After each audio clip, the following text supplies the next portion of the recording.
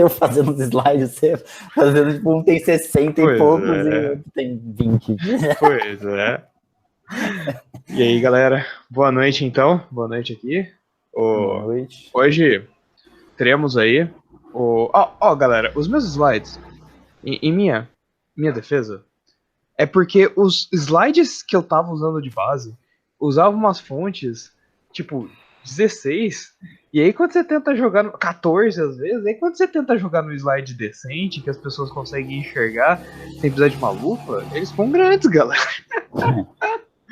Mas eu sei, galera, eu gosto de deixar bem detalhadinho as coisas. Bom, pessoal, hoje, né? Bora. Vou compartilhar aqui, tá? Beleza. Eu já puxei. Ó, galera, hoje então, como eu tinha falado pra vocês, essa é basicamente nossa última aula de arquivos, tá? Basicamente, então, a gente viu tudo que a gente precisava ver de arquivos.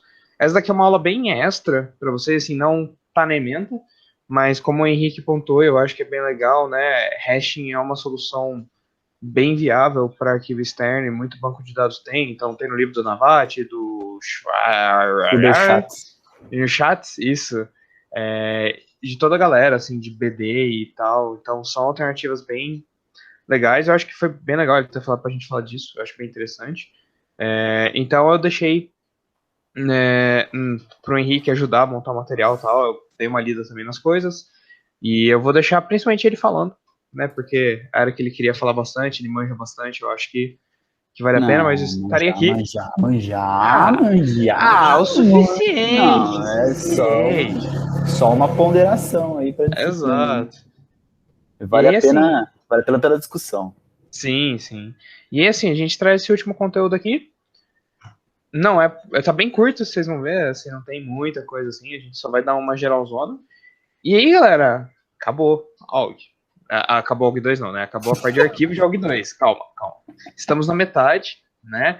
E aí, assim, terça que vem eu vou deixar a aula livre, assim. Eu não pretendo dar aula, né? Só se, assim, sei lá, vocês vierem e falar, estamos com muita dúvida. A gente abre uma monitoria extra na hora da aula. Se não, terça que vem, galera, faz exercício, né? Para fazer o trabalho, para estudar o que tem que estudar, faz a prova, termina, porque na outra terça, né, sexta feriado, a gente começa grafos. E aí é outro pancadão aí de grafos que vamos começar, beleza? Vamos fazer tipo o legal dessa, acho que vale a pena da gente, do jeito que a gente começa hoje, é fazer ia ser legal a gente discutir como termina tudo isso, né? Tipo, vamos tentar amarrar o conteúdo, porque basicamente acabou, né? Acabou o conteúdo de arquivos, então vale a pena fazer uma amarração aí com o conteúdo novo. E aí, vamos fazer tipo um botecão aqui, um Pinch of Science de AUG 2, e aí a gente faz um outro em grafos também, né? Já aproveita que é sexta-feira, tá acabando na sexta, então vamos tornar o conteúdo mais leve, vamos tornar a semana de todo mundo mais tranquila. E aí, isso aqui não é um conteúdo que tá além da ementa da disciplina, né? Então, é um extra total aí.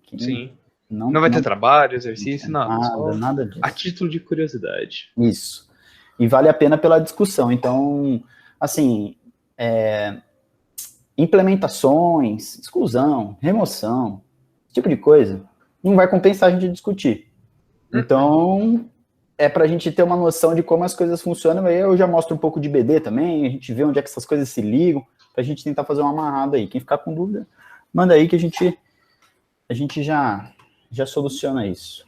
Então, bom, o tópico principal é um hashing em arquivos, que é uma coisa meio complicada de se pensar, né? Porque é mais fácil fazer em RAM, a gente pensa assim, caramba, como é que eu vou endereçar esse cara? Então, a ideia principal aqui é que funciona. Eu peço desculpas pelas motos e pelos carros, porque essa rua aqui de CMC é complicada. É foda, cara. É foda. Então, a ideia por trás do hashing é igual a da RAM. É igualzinho. A gente tem uma função hash, tá? Uma função hash principal, e nela a gente converte os endereços para um vetor que aqui nesse caso a gente vai chamar de bucket, que coincidentemente tem o mesmo tamanho de uma página de disco, novamente. Então, nós temos um bucket com o tamanho de uma página de disco e a gente vai tentar acessar ele em tempo constante. Tá? Então, essa é a pegada do índice hash. Não muda nada, tá? Conceitualmente é a mesma coisa. A questão é a implementação. Então, vamos lá. Para a gente relembrar o que a gente tem em ALG1, né? ALG1 ou ICC1, ICC2, a gente tem 3 tipos principais de hashing, né? O hashing aberto, que parece que, na verdade, é meio contrassenso, né? A gente acha que o aberto é o fechado e o fechado é o aberto. Então, o hashing aberto é aquele hashing onde nós temos um vetor e caso aquela posição esteja ocupada, nós vamos procurar a seguinte para alocar o endereço. Então, não tem encadeamento. O hash fechado é justamente o hash que tem encadeamento. O hash múltiplo é quando a gente reaplica a função de hash na tentativa de encontrar um outro lugar vago, sem aplicar o caminho de deslocamento unitário, né? Não deu nesse, vai no próximo, não. A gente reaplica a função e vê o que a função retorna para a gente. O ponto principal aqui é o seguinte: hashing aberto e hash múltiplo não dá para implementar em arquivo. Não dá. E a gente vai entender o porquê. Guarda isso na cabeça. O único jeito da gente fazer esse hashing é fechado, tá? Então vamos lá. Hashing interno é o hashing que a gente opera na RAM. É o principal mecanismo de hashing para operar na RAM, é o hash interno, como a gente está habituado. O nome para o hashing que a gente faz em disco chama hashing externo. Tá? Então, qual que é a ideia? O espaço de endereço de destino é feito em bucket, como eu comentei, né? Cada um contendo vários registros. Também há a possibilidade de cada bucket conter um ponteiro para o registro. Tá? Então, a gente adiciona mais um nível de direção, mas tem cada coisa tem seu lugar, né? Então, aqui a gente pode colocar vários registros dentro de um bucket, ou a gente pode colocar endereços ali dentro, né? As chaves. Um bucket é um bloco de disco ou um cluster de blocos contíguos. Aí, se der tempo, eu mostro umas coisas bem interessantes também sobre como a gente consegue pegar sequencialmente. Quando a gente pega esse cara de forma sequencial, a gente às vezes até consegue uma taxa de leitura maior por conta de uma particularidade do disco chamada de leitura à frente. Então, ele vai fazer uma leitura à frente antes que você precise, ele já vai ler aquilo, porque é muito provável que a tua leitura seja sequencial e não randômica.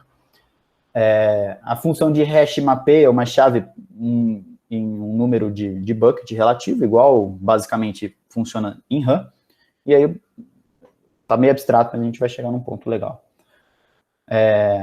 Uma tabela é mantida no cabeçalho do arquivo, converte o número do bucket para o endereço do bloco de disco correspondente. Então, mais uma vez aqui a gente vê aquela ideia de criar um header para o arquivo, faz sentido, porque muitas vezes a gente organiza as informações, né, das nossas estruturas de dados no header.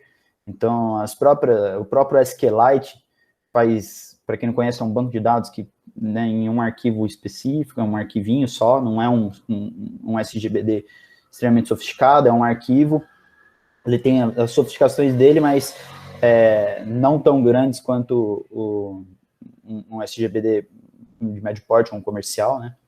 Postgres, MySQL, Oracle. O Oracle está no grande porte, não está nem no médio.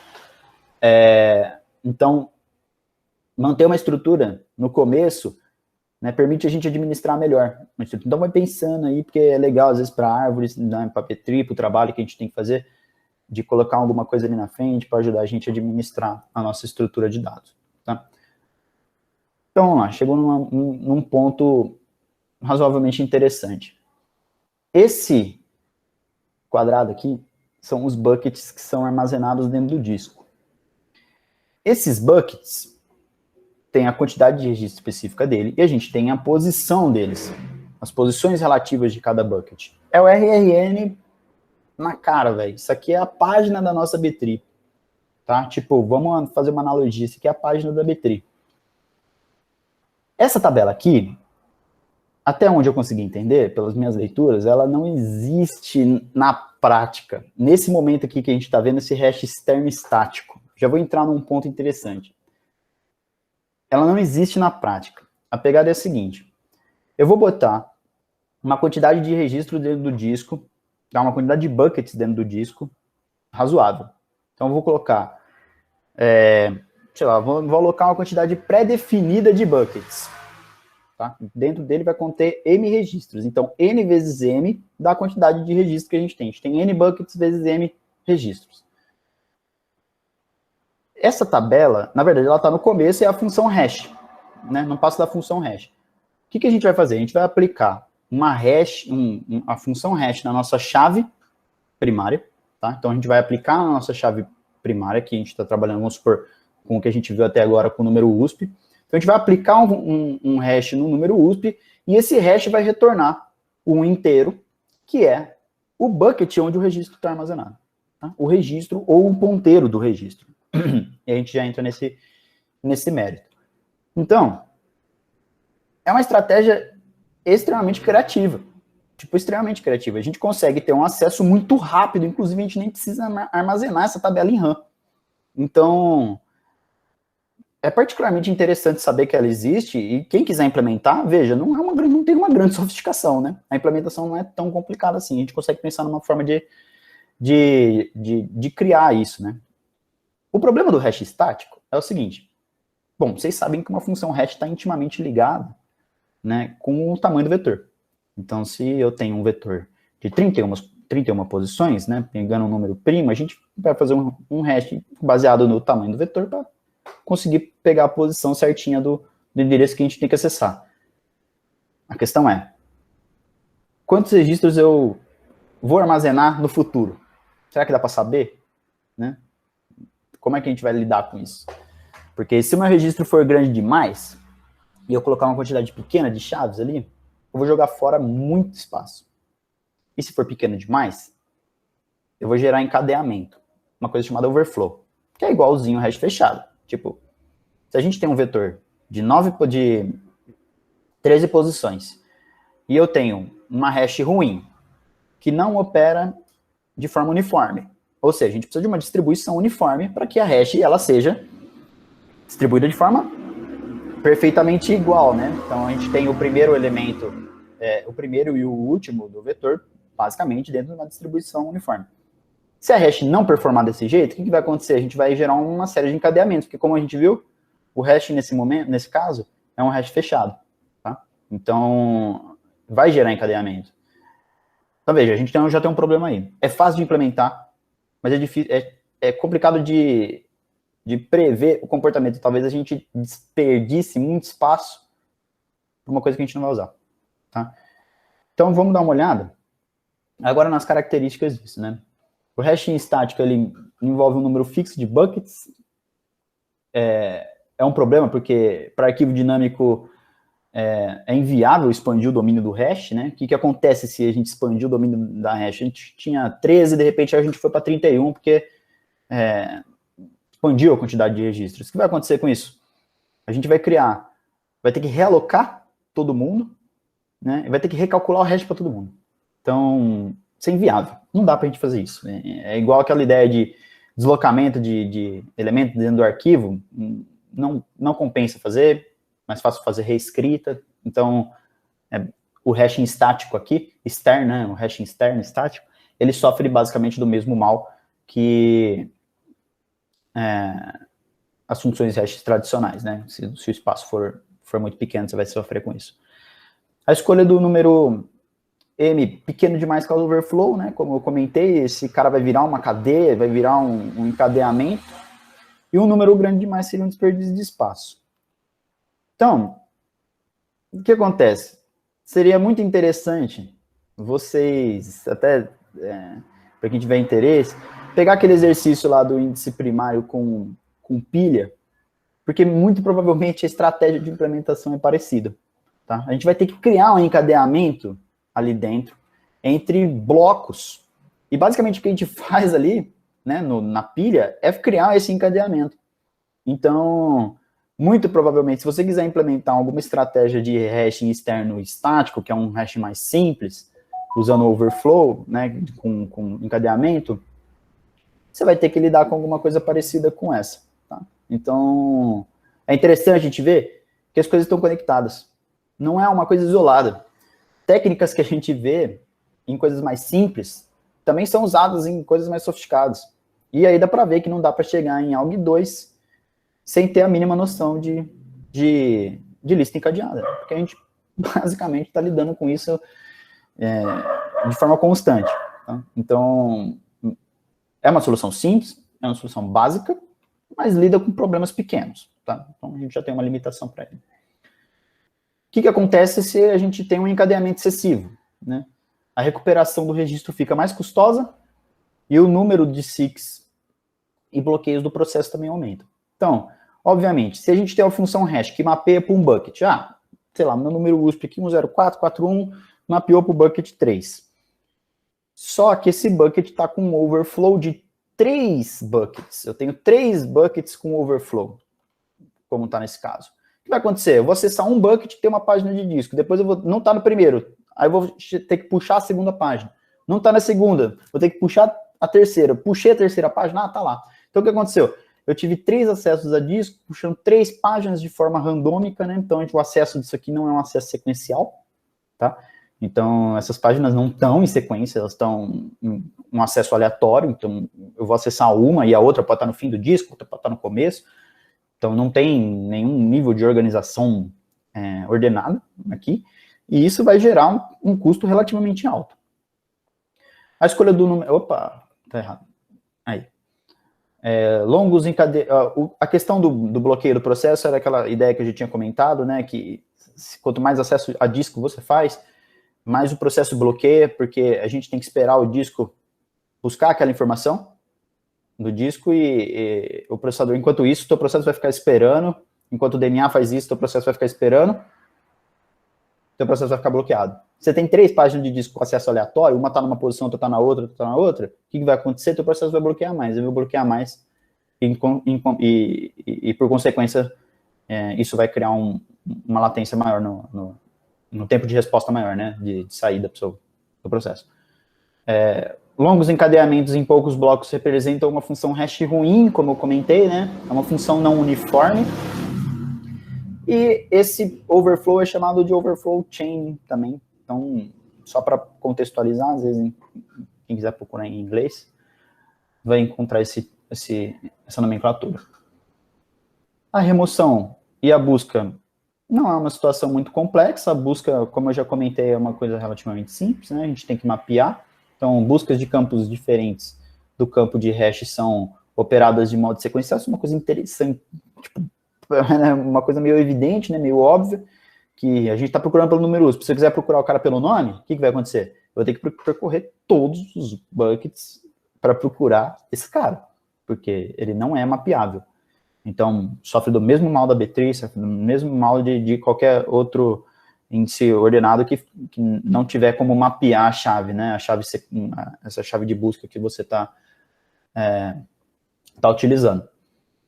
A exclusão do registro, ela pode ser implementada pela remoção do registro de seu bucket, né? Então, basicamente, eu simplesmente removo aquele cara ali do bucket, eu marco ele como removido dali, como a gente já tem trabalhado.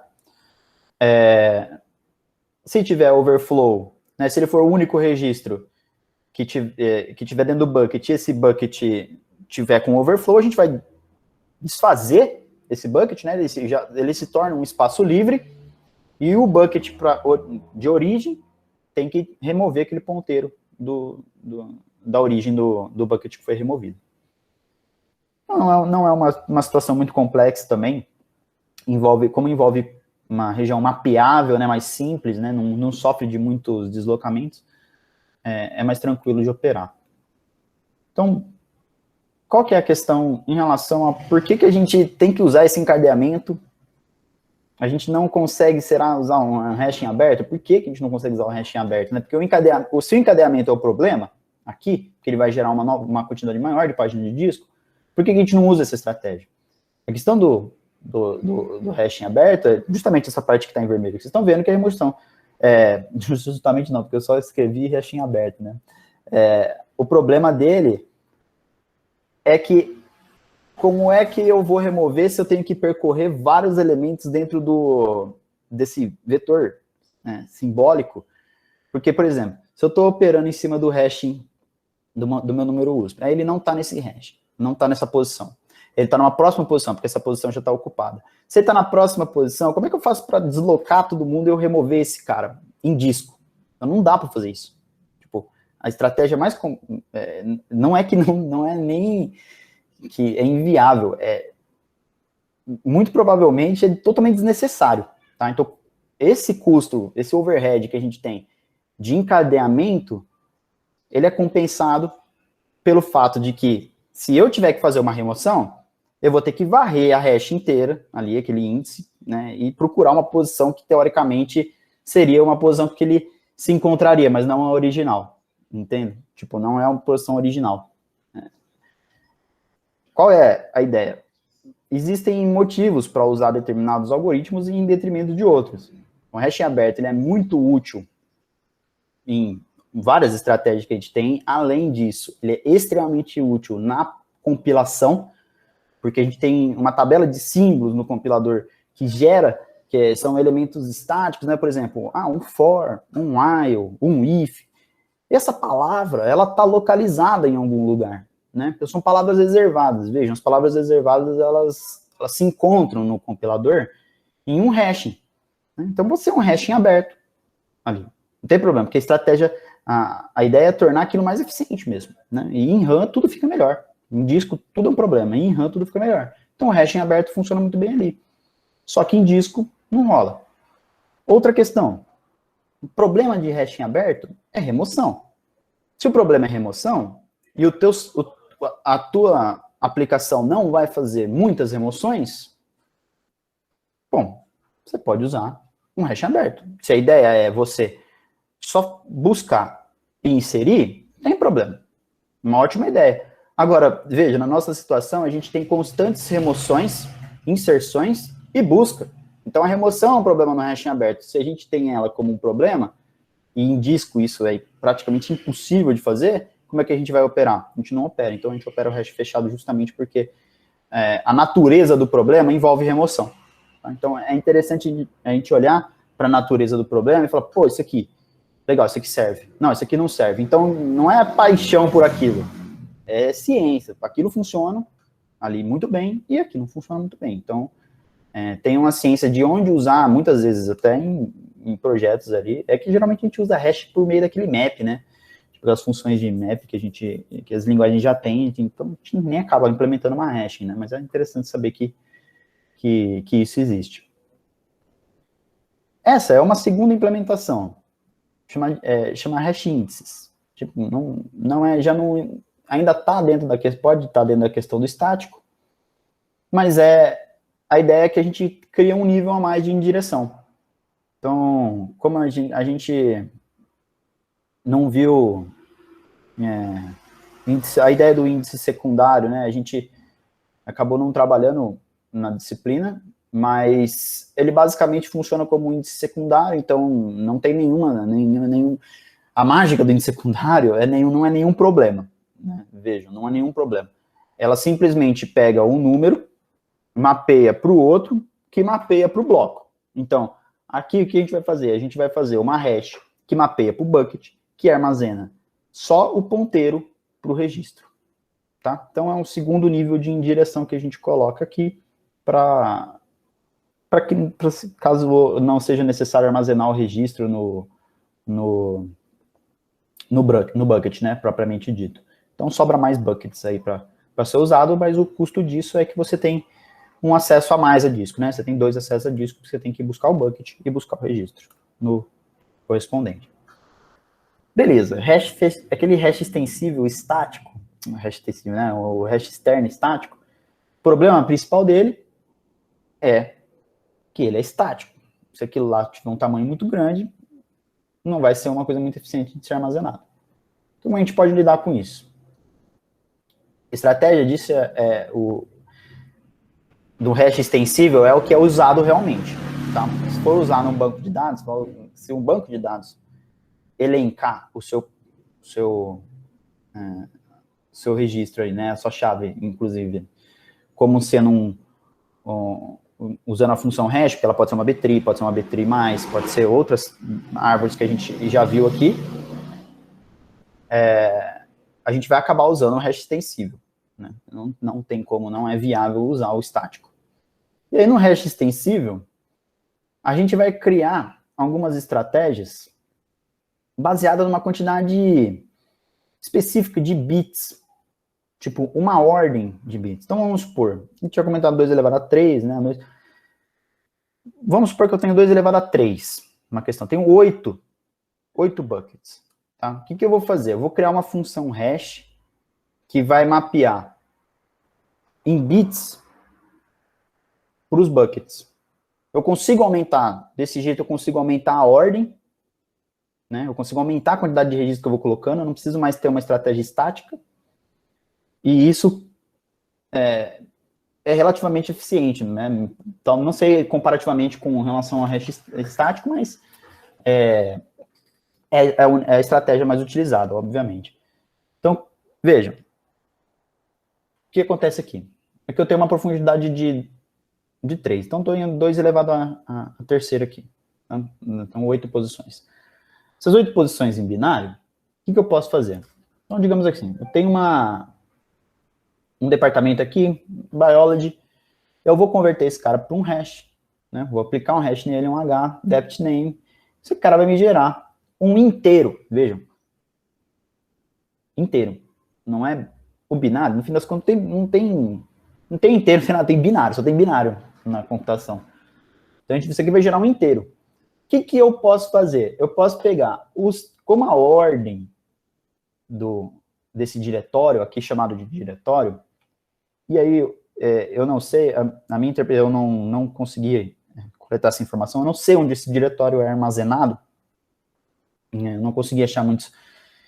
Essa é uma área que é bem complicada de achar material, tá? Então, tipo, eu peguei os livros de referências, mas se você vai pro Stack Overflow, você fica louco, não compensa. É melhor falar que você não sabe do que você falar coisa errada. Então, o que acontece? Vamos assumir que isso aqui está em algum lugar. E essa profundidade aqui, ela é mapeável por meio dos endereços binários, né? Então, o que eu posso fazer? Eu posso pegar os 3 primeiros, né? A maior ordem deles, e ir mapeando cada um para uma posição.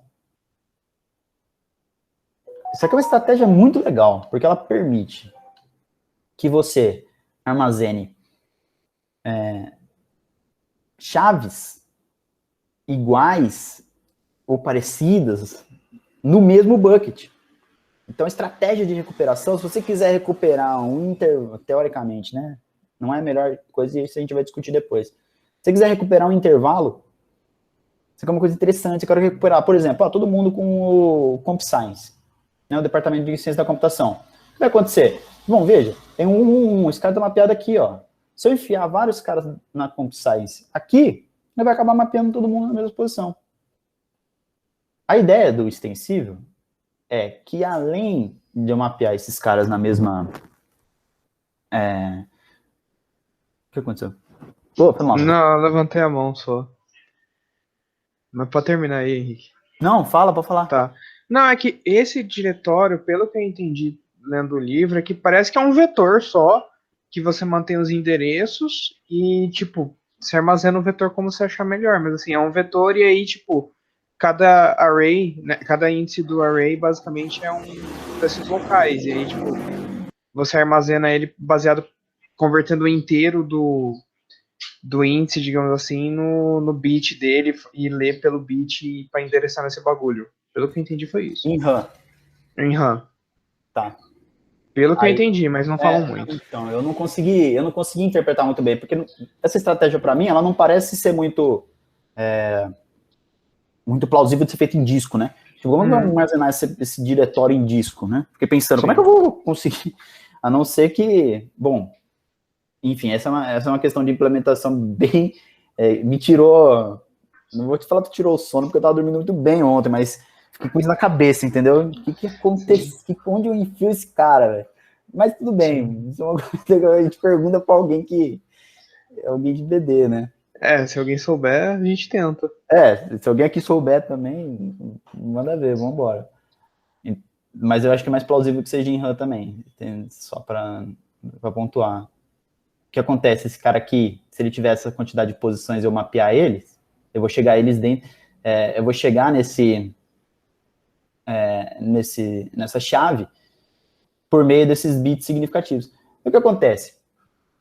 Esse cara, ele sofre do mesmo mal que o hash estático. Se eu colocar uma profundidade global pequena, esse cara vai encadear.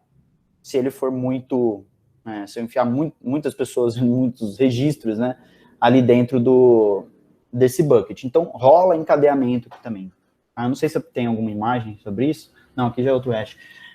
Então, rola encadeamento aqui. O ponto-chave é que esse encadeamento ele pode ser mitigado pelo aumento do diretório. Então, eu estendo o diretório para que eu consiga realocar de forma mais tranquila esses registros. Então, se tiver muito encadeamento, não é um problema, porque eu posso estender a ordem desse cara, e aí eu vou começar a pegar a partir dos bits, né, dos mais significativos, e assim sucessivamente. Então, o que isso gera? Muitas vezes, né, acaba sendo, você tem algumas ordens, né, alguns buckets aqui, que você pode, acaba sendo, por exemplo, veja, nesse caso aqui do D igual a 2, né, tem duas posições sendo endereçadas para ele, né, do 0, 1, 1 e do 0, 1, 0. Então, o que acontece? Nesse caso, eu estou encarando, né, essas posições aqui com uma ordem menor. Eu estou encarando esse cara com uma ordem menor. Eu posso fazer isso, né? Ele é tanto 0, 1, 0, é o mesmo, né? Se eu diminuir a ordem, é a mesma. Então, muitas vezes, acaba acontecendo do bucket ser referenciado por duas posições da hash. Isso vai de acordo com a ordem. Isso não é um problema também, não é um problema.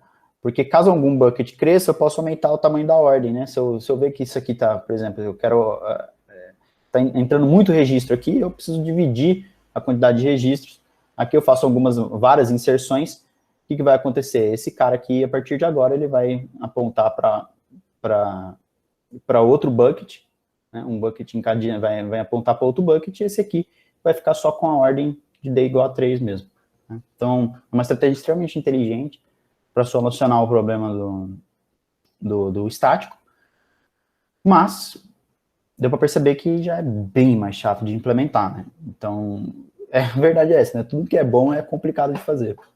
Então, essa é a ideia, e permite você organizar registros com chaves, né, parecidas, né, lexicograficamente, em ordem lexicográfica, né, e no mesmo bucket. Então, uma estratégia razoavelmente interessante para isso. Outra estratégia é chamada de hatching dinâmico. É muito parecida com a árvore de Huffman, aquela árvore que a gente usa para comprimir, né, para fazer uma compressão em arquivos, né. Então, teoricamente, a gente, no Huffman, né, o que a gente fazia? A gente mapeava quantos A's tem, por exemplo, dentro do arquivo. Então, ela tem muito A, o que é óbvio, né? Tipo, uma vogal, então existem muitas letras A ali dentro, então ela está numa ordem alta. Essas palavras com ordem alta, elas recebem uma posição muito próxima da raiz. E aí você vai percorrendo aquele cara para comprimir e descomprimir o arquivo. A ideia do hash dinâmico é muito parecida. A gente, em vez de percorrer por meio de um diretório, né, por meio desse mapeamento aqui, a gente vai percorrer por meio de uma árvore. Tá? No fim, na folha, a gente tem o ponteiro para o bucket. É uma estratégia muito legal, achei muito interessante isso aqui. Tipo, estudando isso, eu achei bem interessante mesmo, porque é aquela história, né? A gente você pega uma coisa que já era feita, tipo um Huffman, adapta para isso aqui funciona. Veja, isso aqui é um precursor, esse cara que veio depois desse, tá?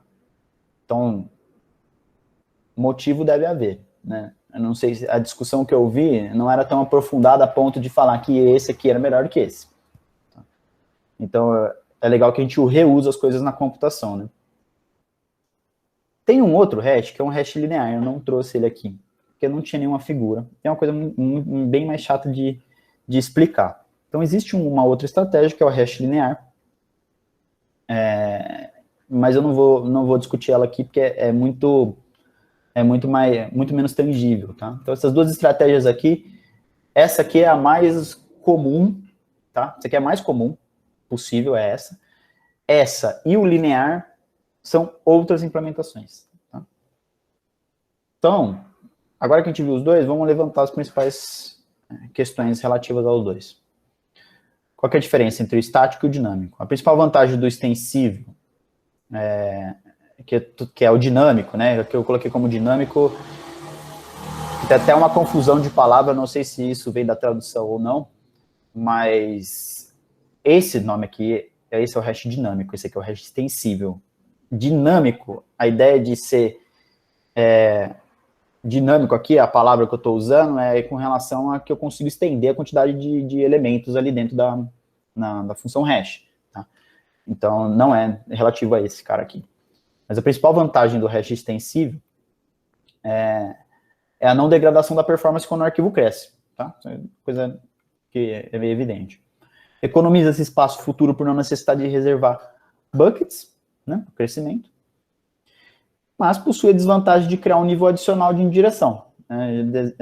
Deve-se acessar a tabela de endereço de buckets antes de acessar o bucket. E aí entra nesse ponto que eu e o Léo a gente está debatendo, que onde a gente vai guardar esse bucket, né? Será que essa tabela, será que ela está na RAM ou não? Então, pela leitura que eu fiz, eles colocam como um nível maior de indireção, talvez você tenha que buscar essa tabela no disco primeiro, fica aí a dúvida, tá? Então, vou levantar isso. O Henrique, Oi. Eu estava tentando ler um pouco mais também.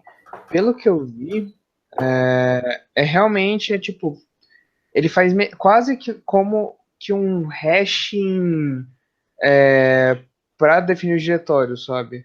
Então, tipo, o diretório guarda os endereços do bucket, então, tipo, ele vai ter, tipo, a ID de diretório, digamos assim, e o endereço do bucket, sabe? E o ID do diretório é feita meio que com uma função de hashing, pelo que eu entendi. Tá. Tipo, é um outro hashing, uma outra camada de hashing, pelo que eu tô lendo, sabe? Entendi. Tipo, ele retorna o ID do diretório, que é usado para achar o bucket de acordo com o diretório, né? Só que aí o foda é que quando você quer adicionar algum diretório novo ou tal, você faz de novo o hashing para todo mundo, porque você pode mudar a função de hashing, mas Tá. você pode incrementar o depth. Assim, eu achei na Wikipedia e no Geeks for Geeks, então eu não vou dizer que isso tem 100% de confiabilidade, porém, né? Eu acho que é o mais próximo da resposta que a gente vai conseguir agora, né? Assim, eu acho que faz sentido. E pelo que eu entendi, foi um método que foi criado em 79, então por isso que depois veio a TRI e tal. Tá. Faz sentido, porque quando eu li, ele coloca que há um nível adicional de indireção, por isso que gerou esse conflito na minha cabeça, né? Sim. Da onde vem esse nível de indireção? O único jeito de você criar um nível de indireção adicional é se você criar, se esse cara tiver em disco, né? Porque senão não faz sentido. Então, e aí pelo que eu tava lendo na Wikipedia, o que eles estavam falando, é que originalmente, pelo menos, esse endereçamento era feito baseado numa tree, numa árvore tree, né? Tá. Tipo, que ele começou a fazer, que meio que assim, ele surgiu com a ideia de uma tree, só que aí é meio que um hashing, que pode ser usado no meio, em vez da tree. Entendi. É bem louco. Entendi. Então, é bem louco.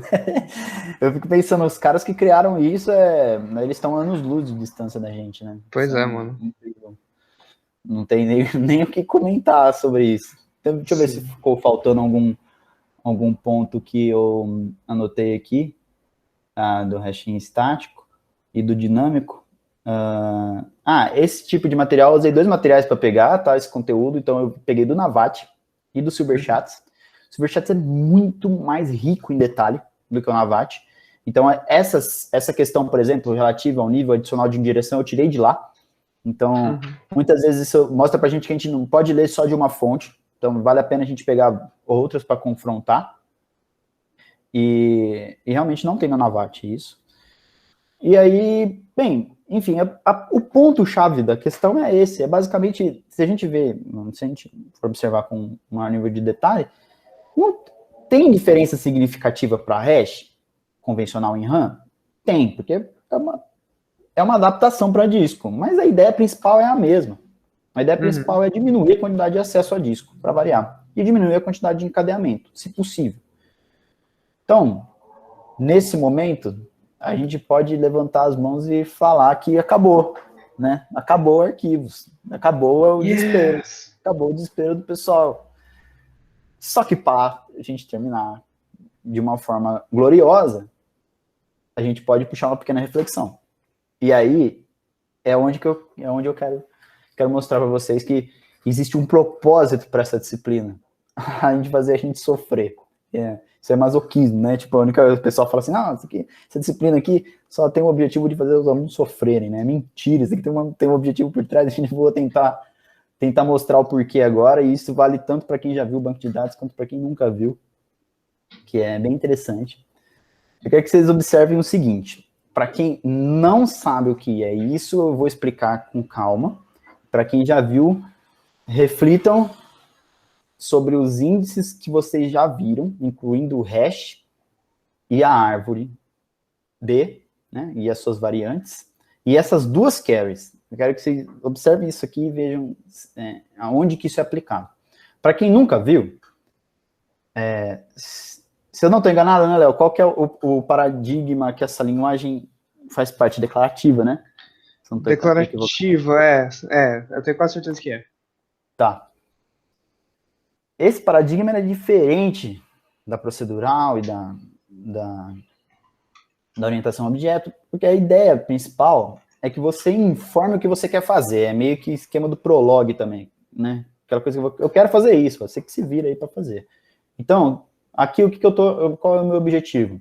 Eu quero selecionar o número USP, o nome do aluno e a nota de uma tabela chamada alunos, onde o número USP é igual a 104. Então, eu quero puxar um registro único aqui. Quero puxar o nome, o número USP dele e a nota, onde o número USP é igual a 104. Então, eu vou retornar esse cara. No de baixo, eu quero retornar o nome, o número USP, o nome, a nota de alunos, onde a nota é maior que 5 e menor que 8. Eu quero uma faixa. Então, já vê que a natureza do problema é diferente. Esse é o ponto-chave. A natureza do problema envolve, é uma consulta direta. Eu quero esse cara. O outro eu quero uma faixa dele. Eu quero uma faixa daqueles registros. Vamos lá. Olha isso aqui, ó. Isso aqui tem propósito, isso aqui é incrível. Isso aqui a galera não vê em BD. Isso aqui a gente não vê em arquivos, a gente está fazendo um tópico adicional aqui, então a gente não vê nada disso.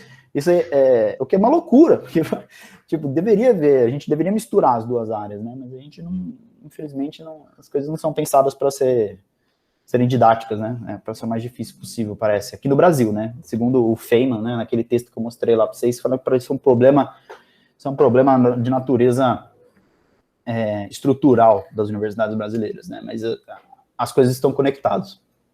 E aí, vamos olhar o primeiro caso. Eu quero buscar um número USP específico aqui. Isso aqui é ótimo para isso, né? Isso aqui é ótimo para isso. Eu posso ir lá e falar assim, mano, me dá esse bucket aqui, eu quero registro tal. Acabou. É direto. É excelente para isso. Beleza. Vamos olhar esse outro cara aqui. Nome, nota, só que nota maior que 5, menor que 8. Digamos que aqui seja o que eu quero procurar, e a nota, vou botar entre aspas, a nota, eu usei a comparação errada, não deveria ser a nota, deveria ser a chave, né, entre o número USP e tal e tal. Então, peço desculpas aqui, para quem já viu o BD, sabe que isso aqui vai executar uma busca, vai executar uma busca sequencial, tá? Então, me perdoem, isso aqui, na verdade, deveria ser número USP, e uma faixa de número USP aqui, tá? O que vai acontecer? Se eu tiver que buscar uma faixa aqui, não tem nenhum mecanismo de ordenação. Eu vou ter que entrar em todos os buckets e ir buscando cada registro. Isso aqui vai gerar uma quantidade de acessos a disco enorme. enorme. Enorme. Não é ótimo usar isso aqui para essa ocasião. Porém, se a gente pegar essa faixa aqui de novo, tem um cara que a gente já viu que é muito bom para isso, que é a nossa B3+, que eu dou os créditos pelo slide pro Léo, porque realmente deve ter dado um trabalho enorme ter feito esses quadradinhos.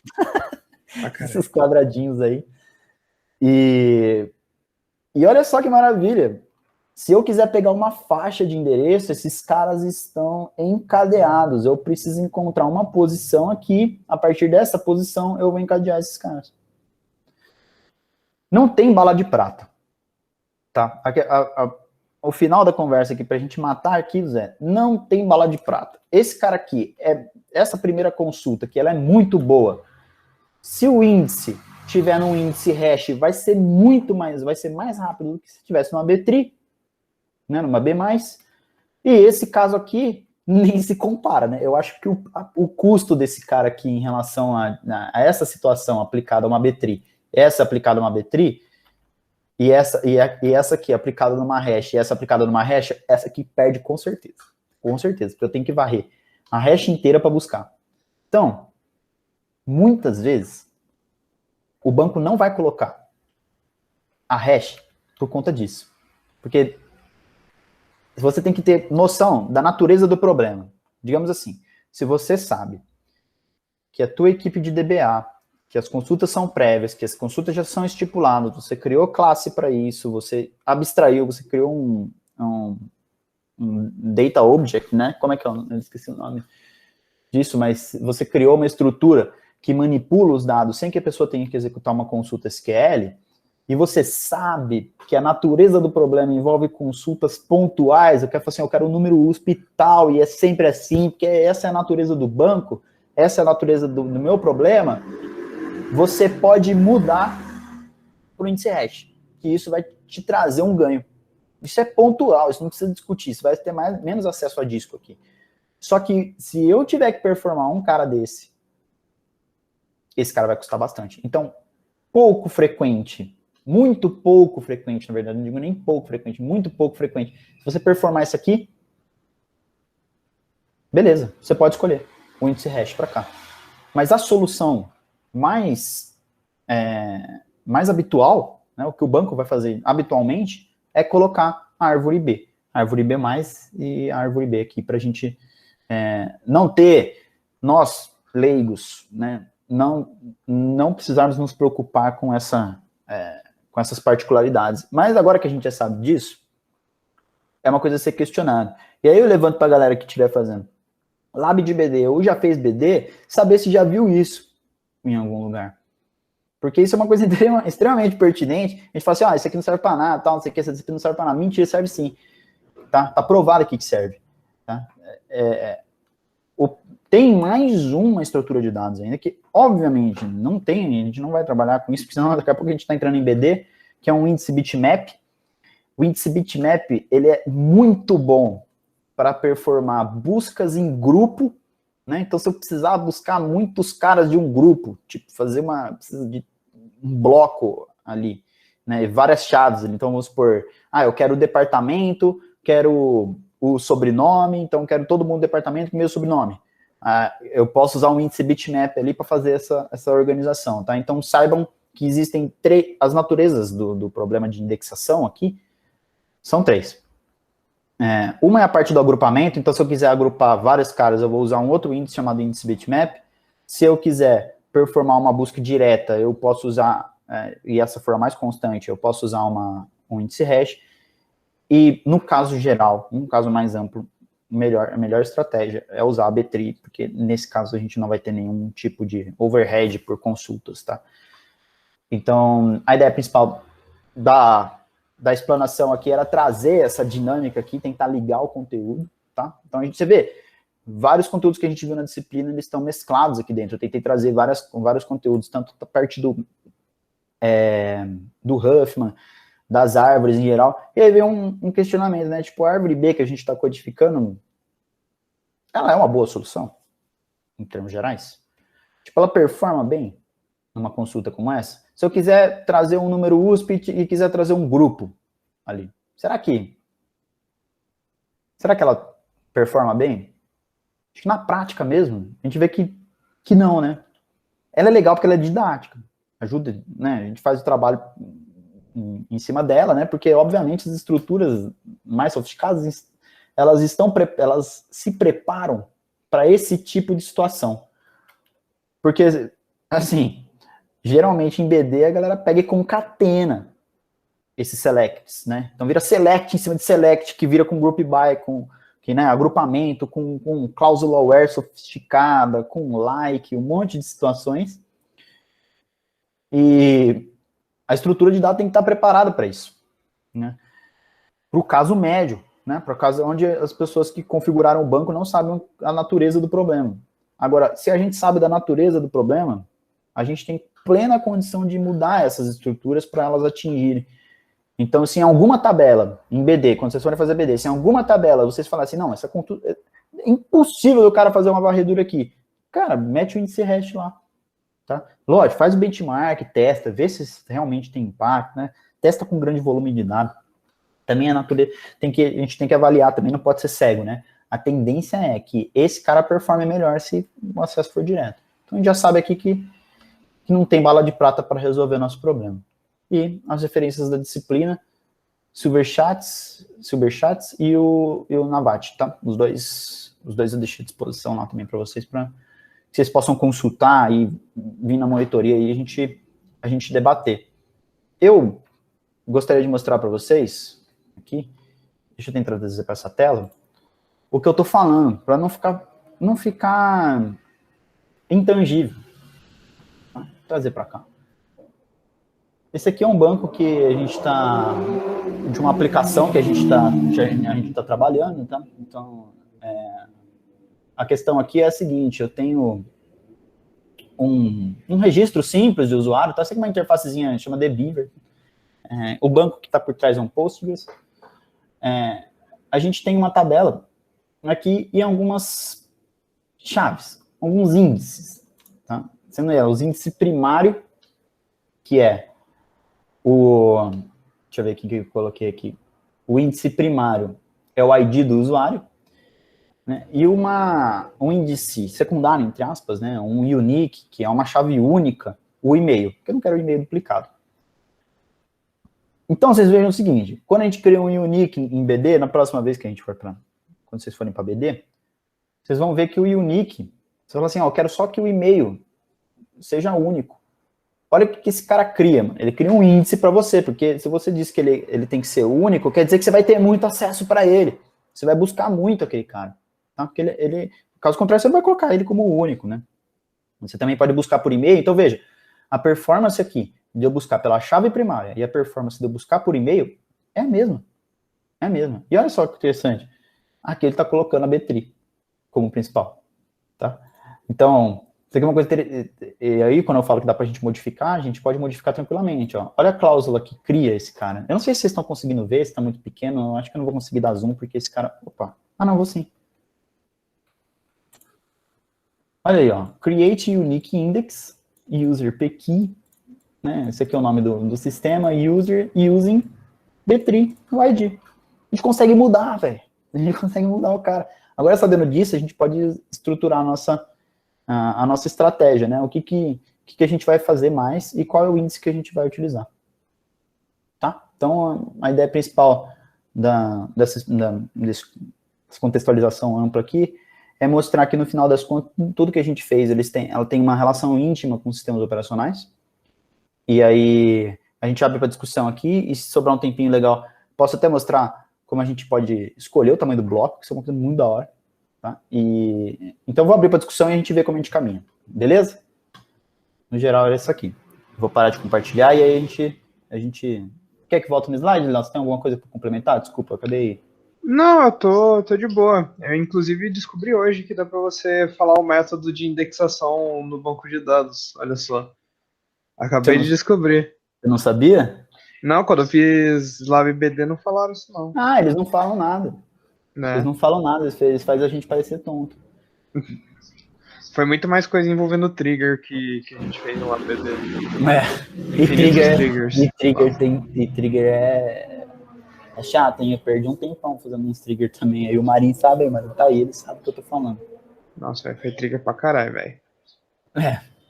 Bom, aí, então assim, é legal a gente ter essa parte dessa disciplina pra gente poder ter uma noção de que a gente pode escolher esse cara e trocar, mano, à vontade. Tem vários índices que eu não sei como é que a gente troca, eu nunca fiz isso. Então, eu não sei quais são os índices aceitos pelo Postgres, mas com certeza são vários.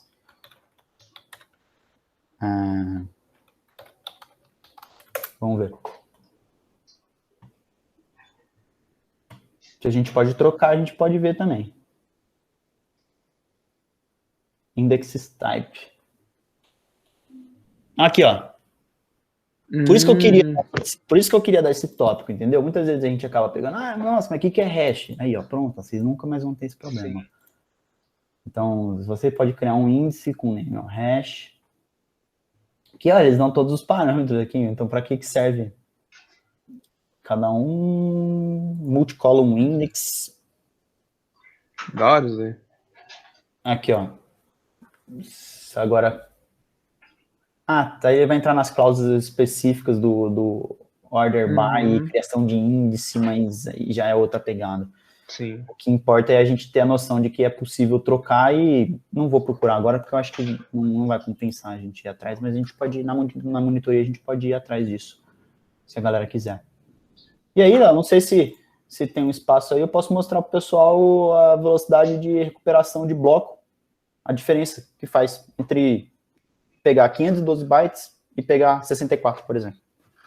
Uai. Isso é uma coisa, se o pessoal tiver disposição. E se você estiver tranquilo também, não sei como é que você...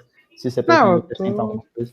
Eu tô de boa. A única coisa que eu fiz foi que eu mandei lá no Discord uma aula que eu tinha dado de hashing lá pro C2, que a gente fez um hashing de lista ligada. Eu fiz em C. Aí, tipo, sei lá, se alguém não lembra mais nada sobre hashing, pode conferir lá. Eu mandei os códigos lá e tal. Mas, assim, eu tô de boa. Se quiser mostrar isso, eu acho legal. Beleza, vamos embora então. Vamos ver. Vamos matar esse cara aqui. Matar esse cara aqui. Olha só que interessante isso aqui. Agora eu vou aumentar. Senão vocês não vão ver absolutamente nada. É só Ctrl+, pô. Não vou ficar perdendo aqui. Não, eu tô tentando dar Ctrl+, mas o negócio não vai. Te trollou, velho. É Ctrl++. Caralho. Não. Ué. Não dá pra dar Ctrl++, né? Vai no zoom in mesmo. Dá pra vocês verem, né?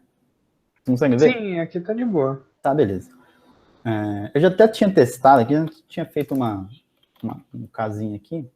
Era uma coisa que eu queria mostrar, mas não vou conseguir. Tem uma coisa muito interessante no Linux que dá para você performar dá para você criar buraco dentro do arquivo, chamado file roles. Esses caras preenchem de zero ali, eles não ocupam o espaço. Então, às vezes, pode ser uma estratégia que você pode misturar com o estático. Se você não quiser implementar o dinâmico, que você pode fazer uma gambi monstra e apostar em buracos, né? Nesses buracos do Unix aí, para você consiga... vamos supor, eu quero colocar na posição 6.000, aí vou lá e enfio na posição 6.000 esse bucket aqui e o resto tá vazio. Ele não vai ocupar o espaço disso aqui. Essa estratégia é muito utilizada em VM. Né? Quem já mexeu com VM sabe que a gente às vezes cria uma máquina virtual e você fala assim, eu quero que esse espaço seja dinamicamente expansível até 20 GB. Aí o cara vai lá, ele não vai ocupar seus 20 GB do disco. O que ele vai fazer? Ele vai pegar um pedacinho ali que ele instalou, só vai usar o que foi necessário. Mas eles usam essa estratégia de file roles porque cria esse buraco aqui e ele, na verdade, ele está segurando os 20 GB ali para ele de espaço, né? Só que não está ocupando propriamente dito, né? Então, uma estratégia bem interessante pode ser misturada aí com coisa. Eu tentei fazer aqui com file asterisco, mas ele envolve o descritor do arquivo de sistema operacional, naquele vídeo que eu gravei, vocês podem ter uma noção melhor de como aquilo lá funciona. Eu tentei fazer com isso, mas não rola fazer com o file, tem que fazer com o descritor mesmo do sistema operacional. Dá para fazer com DD aqui na linha de comando, mas aí a gente vai entrar no Linux e não vai compensar. Então, eu vou fazer o seguinte. Quero mostrar uma coisa para vocês. Eu vou usar o DD aqui, que é um comando de cópia de bytes. Tá? Eu quero copiar determinados bytes de um lugar para o outro. É um comando bem simples. Até dá para a gente escrever em C um DD ali. Então, não tem nenhum segredo. Eu vou fazer o seguinte. Eu vou pegar como entrada um dispositivo no Linux chamado /dev/0, que é um cara que me gera zero. É um dispositivo que só gera zero. Tá? Então, vou pegar um /dev/0. E aqui eu vou enfiar esse cara dentro de um arquivo. Eu vou chamar ele aqui, file.txt. Vou usar aquele cara ali mesmo. Block size, bs, igual, vou colocar aqui, ó, 512. Tá? Vou mostrar para vocês um negócio aqui, antes disso. Por que eu vou pegar o 512? Deixa eu puxar ele para cá, que fica mais fácil aqui. Vou dar um zoom aqui. Zoom in. Beleza. Ó.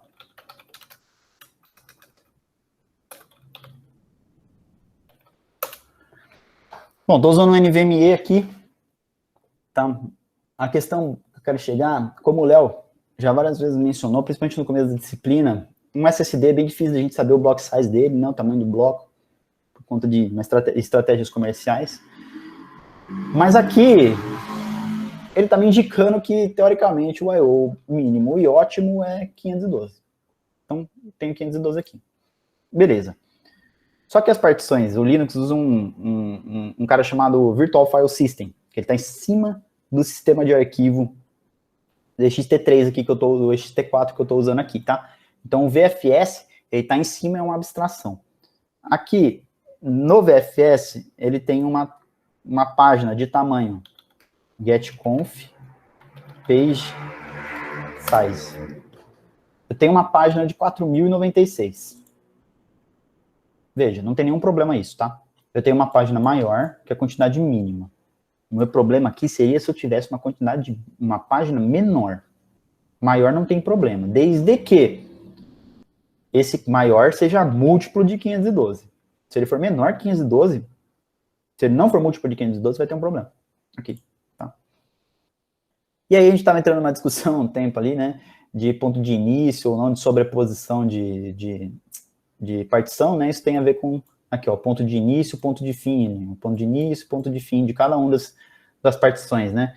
Caso esses caras aqui não sejam múltiplo de 512, né, ou comecem numa posição onde fique no meio de um bloco, todo mundo que vai estar ali na frente vai estar no meio de um bloco. Então, para cada página que você tentar buscar, você vai buscar duas. E aí você vai ter um problema de performance, você não vai saber onde está, porque ela está na natureza da tua partição. Então, você particionou ela com o início da partição, está no meio de uma página e outra. Esse meio a gente consegue flagrar aqui, tá? Então é uma coisa interessante de ver aqui. Aqui não tem nenhum problema, porque 512 é múltiplo, 2048 é múltiplo de 512, então esse cara aqui não tem nenhum problema, tá? Mas legal, a gente já pegou a ideia que isso aqui está com uma página de 4096 e o bloco ótimo, barra mínimo, né? Ótimo entre aspas aqui, do disco, é 512. Então, já peguei aqui a ideia. Vamos lá. Porque eu vou começar com 512. Eu vou colocar aqui um count, eu quero X blocos de 512. Vou colocar aqui 1K, tá? Antes de dar enter nisso aqui, eu preciso falar sobre hierarquia de memória. Então, preciso que vocês lembrem disso, porque a gente vai ter valores aqui muito acima de algumas... Às vezes a gente pode obter valores acima do convencional, e aí a gente precisa entender o porquê. Hierarquia de memória. Primeira coisa, trabalhando com o disco. Ó, disco. Tá no buffer, na fila do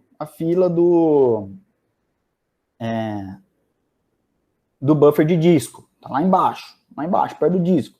Subiu um, buffer do DMA. Entrei no buffer do DMA. Subiu um, tá no buffer do kernel. O buffer do kernel tem a ver com uma parte da memória RAM. Tá na memória RAM. Sobe mais um, cache nível 3, CPU. Sobe mais um, cache nível 2, CPU. Sobe mais um, cache nível 1, CPU.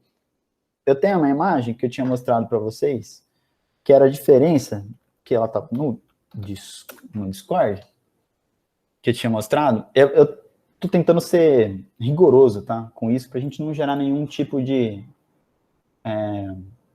Onde será que eu mandei? Será que eu mandei em dúvidas? Não. Materiais? Materiais. Não. Eu vou achar, galera. Então aí. Não tem tanta coisa assim. A gente não ficou falando tanta coisa. Ando. Ah, esse aqui, esse aqui é bem legal. Depois eu vejo esse vídeo aqui, quem não viu. Aqui. Olha aqui, ó. Isso aqui eu tirei da minha máquina. Velocidade da cache L1, 141 gigabytes por segundo. Velocidade da cache L2, 61.4. Da cache L3, 20. Da memória, 15. Tá?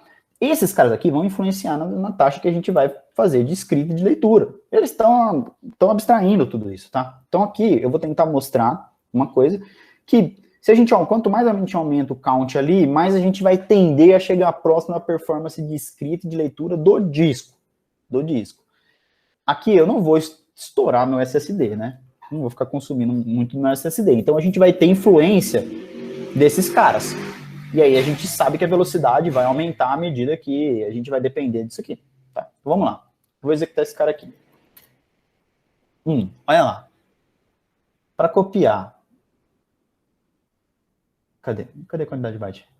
Foi pouquinho, pô. Será que eu consigo mostrar em... Ah, não.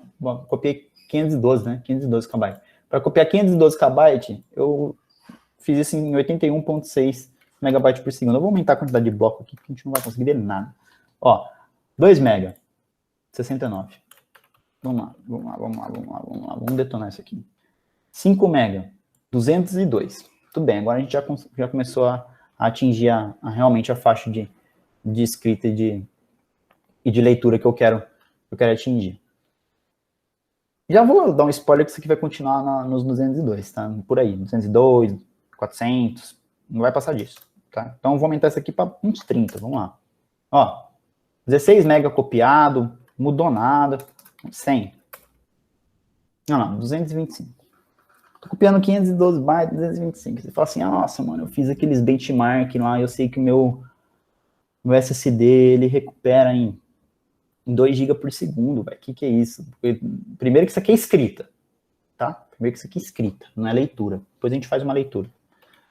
Beleza, atingimos isso com 512. Vamos derrubar isso aqui, que eu vou aumentar um cara aqui. Vou botar 4K aqui. Tá? 4096. Olha isso. Escrita sequencial. 20 MB. Escrita sequencial. Vamos ver se eu consigo melhorar isso. Aumentando o tamanho. 524. Vai ficar nisso. Tá? Vai ficar nisso. 760. Beleza. Aí você fala, pô, 4K é a página do disco, né? Mas lembra que eu comentei que o próprio driver do disco faz uma leitura à frente? A gente não sabe como o driver é proprietário, geralmente, né? Então tem que ver. Aqui no caso, a gente pode até estudar o driver do Linux, se o driver for aberto, e aí dá para chegar no que acontece, né? Como é que ele vai... Se ele vai executar X escritas à frente, enfim. Aqui a gente tá fazendo escrita, né? Então, na verdade, não é nem leitura, né? Leitura sofre disso, mas escrita não. Então, a leitura que no caso vai variar em relação a isso. Vou aumentar, vou botar 8K aqui. Tá? Deixa eu diminuir isso aqui. Cada vez que eu aumento aquilo lá, vai aumentar a quantidade de... 8K.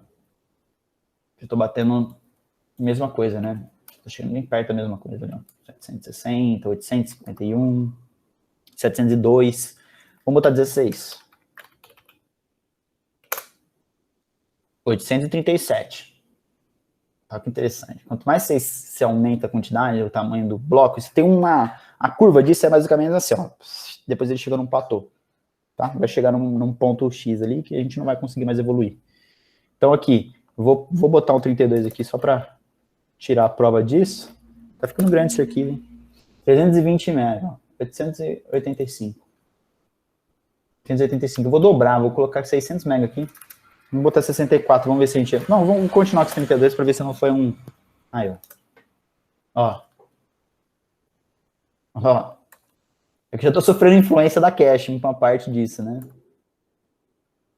Ó. Beleza. Vamos aumentar esse aqui para 64 e vamos ver se a gente atingiu um alvo. 1 GB por segundo, 1 GB por segundo, 1... Vamos parar por aqui? Porque esse é o ponto da literatura, principalmente do Tannenbaum, que ele, empiricamente também, ele chega num ponto de 64 KB. Tá? Então, a performance máxima que a gente vai obter é com 64 KB, né? Em geral, 64, 128 KB. Problema disso, você não vai fazer uma página, né, em geral, de 64K. A não ser que você tenha muita confiança do que você está fazendo. Tá? Então, é aquela história. É performance versus armazenamento. 4K não gera tanta fragmentação interna, como a gente já viu na disciplina também. O Léo já passou por esse tópico, que é a parte de fragmentação interna e fragmentação externa. Tá? Bom, deu para perceber, evidentemente, que a velocidade aumenta à medida que a gente aumenta o tamanho do bloco, só que até um patamar. Tá? Então, empiricamente, a gente consegue descobrir um valor ótimo de bloco, que a gente consegue buscar em disco. Isso que eu estou com uma página de 4096, não estou com uma página de 64K, estou com uma página de 4096. Só que eu estou fazendo uma escrita sequencial, um bloco sequencial, 64 KB. Essa escrita sequencial de 64K é muito mais eficiente do que a de 4. Muito mais eficiente do que a 512, que é de qualquer um dos valores, tá? Então, a ideia principal, e agora vamos fazer o inverso, né, para quem tiver curiosidade. Aqui a gente está com 600 MB dentro daquele arquivo binário. Eu vou fazer o quê? Eu vou inverter esse cara aqui. O if vai ser o arquivo, tá? Então, eu vou botar aqui, ó, file.txt, que não é txt, né, na verdade, é binário. E vou mandar esse cara aqui pro null. Tem também um dispositivo no Linux que chama /dev/null, que ele simplesmente é uma bela de uma lixeira, tá? Então, ele vai pegar tudo que colocar ali dentro, tudo que você jogar ali vai ser descartado. E aí eu vou fazer a mesma coisa, só que eu vou puxar ali para baixo. Vocês vão ver que a taxa de escrita e de leitura é uma coisa que caminham juntas. Só que a escrita é muito mais custosa do que a leitura. A escrita de 512 bytes, com 512 bytes, minha era 200 e pouco, 300. Aqui eu já estou com 454 na leitura. Isso com 512. Se eu for aumentar eu vou aumentando essa quantidade. Ó, subiu 1.3 ali, eu estava batendo no máximo 600, tá? Eu estava batendo no máximo 600. Vamos puxar aqui, 16. Olha lá. Você acha que isso aqui não é influência da cache? É óbvio que é, né? O meu SSD, eu paguei mais de 5 mil no SSD de nenhum, né? Então, o que acontece? Você vê a hierarquia de memória trabalhando forte aqui em cima disso aqui, ó. Ó.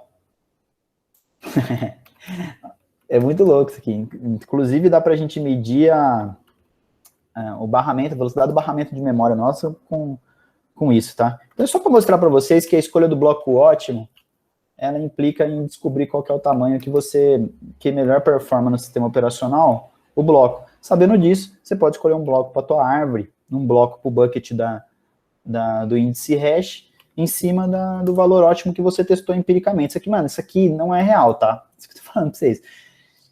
Tipo, não é a velocidade do meu disco real, isso aqui é a hierarquia de cache trabalhando em cima disso, porque, ó, vejam, né, a gente tem no máximo 15.6 gigabits por segundo na memória, tá? Então, isso dá para testar também, mas eu não vou fazer isso aqui porque a gente vai ficar perdendo tempo, tá? Então, a ideia principal é que, tá vendo, ó, tá misturando os dois aqui, né? Eu sei que a minha leitura sequencial aqui, ela bate por volta de disco mesmo, né, descontada as caches, dá por volta de 1.700, né, 1,2 gigabytes por segundo, então não passa nem perto disso. Mas, você vê que quando mais você aumenta o tamanho da página, mais aumenta a performance, até que você chega num platô ali você não vai passar disso aí, tá? Então, é isso que eu queria mostrar para vocês. Vocês podem fazer um bashzinho aí antes de você botar um servidor aí, um banco de dados para operar, se quiser definir o tamanho da página, você pode definir o tamanho da página no banco, você pode ter fine tuning no banco de dados, que você pode mudar o tamanho da página de disco. É aí que eu quero entrar. Mudem com consciência, porque se você aumentar de 4K para 64, você vai aumentar a performance, mas você vai aumentar a fragmentação, você vai jogar muito dado fora. Então, tenha ciência de que se você faça as contas corretas, né, se você vê que não vai gerar fragmentação, você pode aumentar o tamanho da página de disco, isso vai bater a performance vai estourar, velho. Vai aumentar muito, porque você sai de 1.3 GB por segundo para aqui com nível de cache, caramba, 4, está com 7.2, tá? E é isso. É isso. Acho que agora dá para parar. Já tô até falando demais.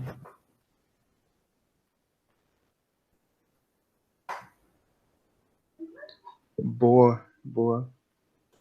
Mano, A diferença de hit de cache é muito absurda.